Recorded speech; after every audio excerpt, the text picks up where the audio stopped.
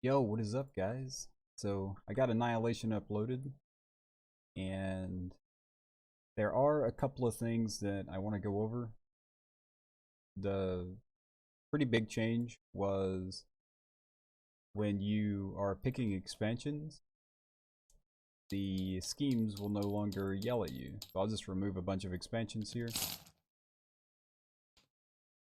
And as you can see, none of them yelled at us when they were removed. So, that's good. And it also helps kind of speed this process up since there's not schemes also broadcasting as they're coming out of the decks and stuff like that. So that's good stuff. Now the next thing I wanted to cover was this scheme that was added. It's kind of wordy and problematic with how the mod is set up a little bit. So what you would do is, let's get everything set up here. Sneak attack the heroes' homes. This is the one. I'm gonna set up a multi-hand game here. That way we have 2 players. So what this scheme is wanting us to do, basically, is each hero chooses a hero to be part of the hero deck. And then you randomly select the other heroes up to the normal number. So since we have a 2-player game, the normal number is 5 heroes. So 2 of these heroes should be picked by the players and not randomly generated. So what you can do here is always designate a side, either the leftmost 2 or the rightmost 2 or 3, or however many players you have, whatever. Just pick a side to always count from and put those heroes back. So we have 2 players. I'm going to say the leftmost side goes back. So we'll just stick those 2 heroes back in the hero box. Now, these 3 are going to be your randomly generated heroes because it randomly, it shuffles this before it deals them all out. So from here, what you would do is each player would then pick a hero to put back in these 2 spots. So we're going to say player 1 here comes in the deck and he says, okay, I want Symbiote Spider-Man. So he's going to put Symbiote Spider-Man there. And then player 2 would come in here because, multiple people can't take things out at the same time.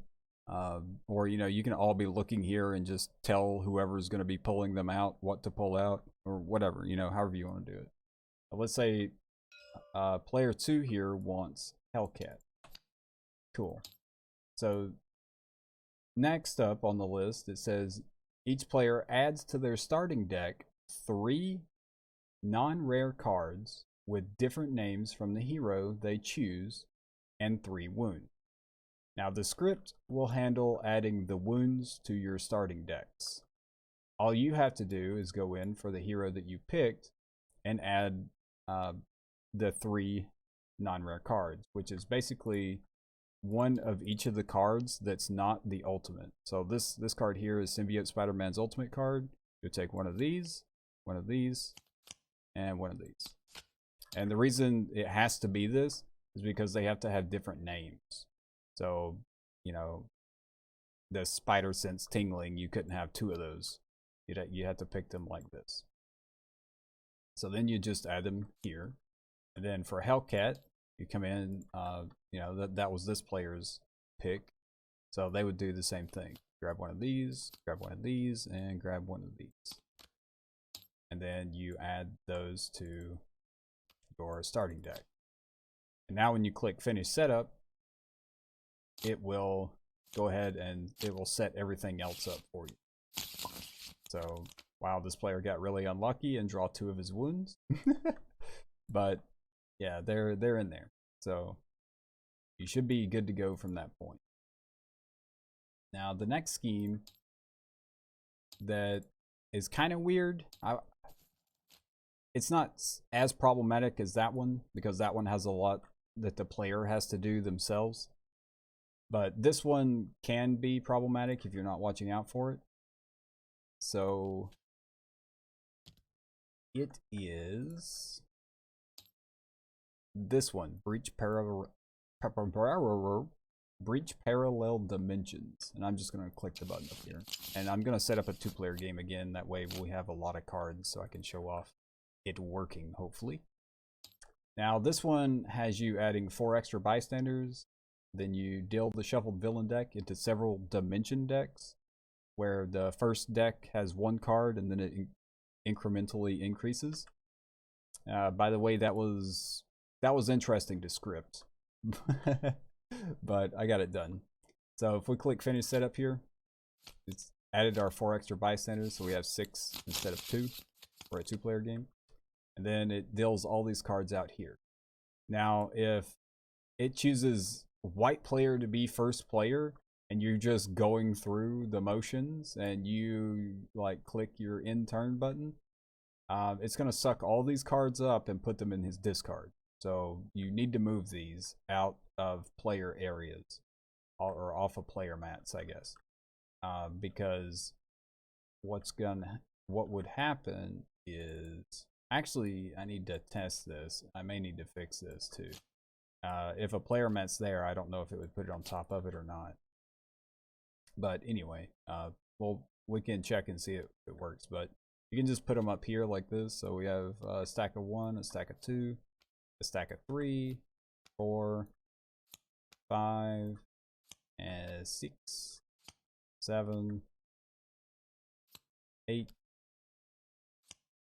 and then 7 again. Now the reason why this one has 7 is because there wasn't 9 cards left, so it just dealt the remaining 7 here. And this is going to be your last dimension.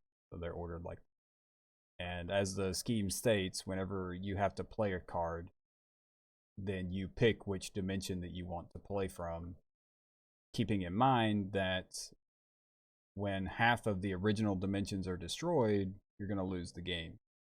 So if you, let's see, 1, 2, 3, 4, 5, 6, 7, 8, 9. We have 9 here.